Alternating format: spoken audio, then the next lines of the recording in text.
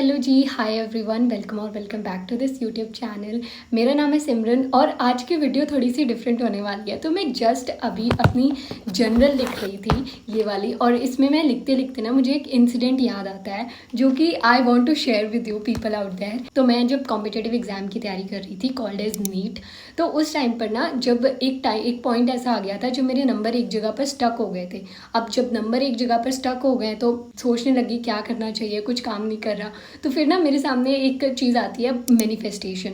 और मैं सुनती हूँ भाई लोग तो ऐसे कह रहे हैं कि जो तुम चाहोगे वो तुम्हें मिल जाएगा, you can achieve everything, you know that कायनात तुम्हें मिलाने में लग जाती है। तो आई ऑल्सो बिगिन सर्चिंग, और थोड़ी बहुत लोगों की बातें सुनकर I begin doing the manifestation. एक हफ्ता निकल गया, 2 हफ्ते निकल गए, 3 हफ्ते निकल गए, कुछ फर्क नहीं पड़ा। एवरीथिंग वॉज सेम एज जो पहले था। थोड़ा खराब ही हो रहा था, अच्छा तो कहाँ से ही होना था। सो मैंने ऐसे सोचा ये सब कुछ नहीं होता, झूठ मूठ होता है, एंड मैंने छोड़ दिया and I begin busy with my studies out there. But now recently, अभी कुछ एक हफ्ते पहले ही मैंने ये वाली किताब ख़त्म करी है, द सीक्रेट। एंड इसको पढ़कर तो मेरा मैनिफेस्टेशन का मतलब विजन ही बदल गया है कि what I was doing was not exactly the manifestation.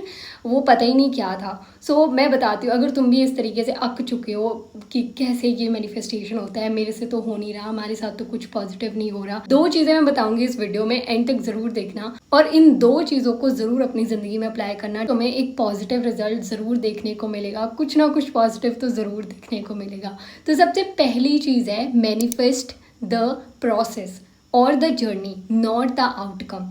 अब मैं जो चीज़ कर रही थी इज दैट कि मेरे इतने नंबर आ जाए, विच इज़ एग्जैक्टली आउटकम को हम मैनिफेस्ट कर रहे हैं कि मेरे इतने स्कोर आ जाए। हम प्रोसेस या जर्नी पर तो कोई ध्यान ही नहीं दे रहे हैं, जो मैंने भी अपने टाइम पर मिस्टेक करी थी। तो जो सबसे पहली चीज़ मैंने इस किताब से सीखी है that is manifest the process और द जर्नी, ना कि आउटकम। जब जर्नी को हम सुधार लेंगे, प्रोसेस को हम सुधार लेंगे, तो आउटकम डेफिनेटली वो अच्छा ही आएगा। तो हमें सबसे पहले अपनी जर्नी या फिर प्रोसेस के ऊपर फोकस करने की ज़रूरत है, क्योंकि एक बहुत ही सुंदर चीज़ कही गई है, सफ़र खूबसूरत है मंजिल से भी। तो सफ़र की खूबसूरती को जानने की कोशिश करो, मंजिल खुद ब खुद मिल भी जाएगी और सुंदर भी मिलेगी। सो यस, ये चीज़ मैंने इसमें सीखी है। देखो, अब स्कोर क्या होता है, जब हम अपने नंबर प्रिडिक्ट करने लग जाते हैं कि मुझे इतने नंबर चाहिए। अगर मैं एक एग्जांपल दूं, मैं भी तुम्हारे नीट में 450 नंबर आ रहे हो। अब जिसके 450 नंबर आ रहे हैं उसके लिए तो 600 नंबर आना तो एक ड्रीम हो गया कि बस ये तो बहुत ही ज़्यादा नंबर हो गए। बट इमेजिन जिसके 600 आ रहे हैं उसके लिए तो वो कुछ भी नहीं है, उसके लिए तो 700 एक ड्रीम है। तो हम बहुत ही लिमिट कर लेते हैं एक तो वो चीज़, जब ऐसे मैनिफेस्ट करने लग जाते हैं कि मेरे इतने स्कोर आ जाए। तो मे बी यूनिवर्स हमें और ज़्यादा अच्छे नंबर देना चाहता हो। या फिर बोर्ड्स की बात करें, एक बच्चा जिसके 50% आ रहे हैं, 60% आ रहे हैं, उसके लिए 90% लाना एक बहुत बड़ा ड्रीम है। अब हो सकता है कि यूनिवर्स उसको 95, 96, 97 देना चाहता हो, बट वो मैनिफेस्ट कर रहे हैं बस मुझे 90 ही चाहिए। जब तुम 90% मैनिफेस्ट कर रहे हो तो ये नहीं बोल रहे हो कि मुझे 90% चाहिए। तुम्हारी आवाज़ इस तरीके से जाएगी यूनिवर्स के पास कि मैं सिर्फ 90% ही डिजर्व करती हूँ, इसके ऊपर मुझे नहीं चाहिए।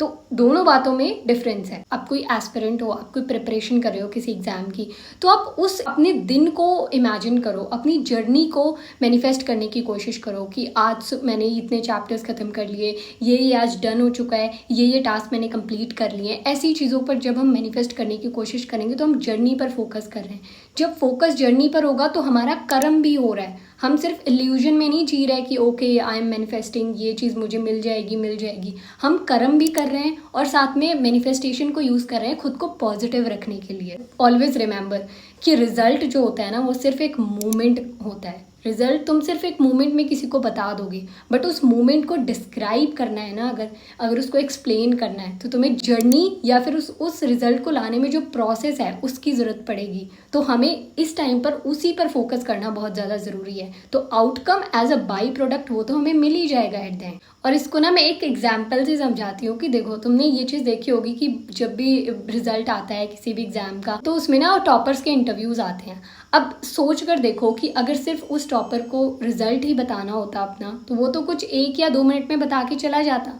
तो ये पॉडकास्ट या फिर ये जो इंटरव्यूज़ होते हैं ये 30-30 मिनट के, 1-1 घंटे के क्यों होते हैं? क्योंकि उसमें वो क्या कर रहे हैं, एक मोमेंट के अंदर उस एस्पिरेंट ने अपना रिजल्ट बता दिया, अब वो पूरे पॉडकास्ट में या फिर पूरे इंटरव्यू में उस जर्नी को एक्सप्लेन कर रहा है। तो सबसे ज़्यादा इम्पोर्टेंस हमारी जर्नी की है और हम उसी को मैनिफेस्ट नहीं करते हैं, हम सिर्फ आउटकम के पीछे भागते रहते हैं, जो कि मैंने भी करा था। तो सिर्फ आउटकम के पीछे भागेंगे तो फिर अगर मैं अपनी बात करूं तो मैं तो बिल्कुल ही डिल्यूजनल वर्ल्ड में चली जाती थी, एक इल्यूजन में जीने लग जाती थी कि अब तो ये चीज़ हो गई है, तो अब तो दिमाग रिलैक्स हो गया कि अब तो मुझे शायद मेहनत नहीं करनी है, क्योंकि मैंने लिख दिया उस पेपर पर तो शायद ये डन ही हो गया है। वहाँ पर कर्म का जो रोल है ना वो कम हो जाता है। एंड ये second thing is, I wish I knew this when I was an aspirant, कि leave some things on their own. हर चीज़ को हमें अपने कंट्रोल में रखने की ज़रूरत नहीं है, कुछ चीज़ें ऑन देयर ओन भी छोड़ देनी चाहिए। अगर हमने अपनी पूरी वाह लगा ली है, हमने अपनी पूरी हिम्मत लगा ली है and still the things are not working out, then I would suggest कि फिर कुछ उन चीज़ों को अपने हाल पे ही छोड़ देना चाहिए, क्योंकि हर चीज़ हम कंट्रोल नहीं कर सकती।